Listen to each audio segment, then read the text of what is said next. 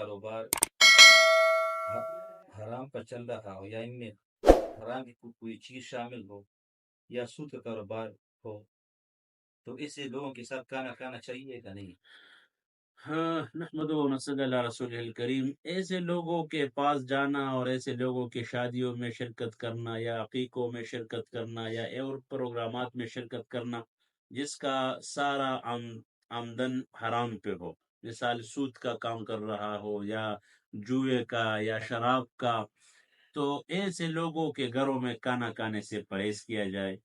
ہاں، اگر مکس کاروبار ہو تو پھر بھی اس جواز نکل سکتا ہے، لیکن جس کا بالکل اے ٹو زیڈ سارا کاروبار حرام ہو تو اس سے بچا جائے، کیونکہ آپ کے پیٹ میں سارا حرام جا رہا ہے۔ اور ان کو یہ بھی نہ بتایا جائے کہ آپ کا یہ کاروبار حرام ہے، یہ تو اس سے پھر نفرت بڑھتا ہے۔ تو لہٰذا معقول عذر کے ساتھ اس کو عذر کرنا چاہیے اور اس سے پرہیز کرنا چاہیے۔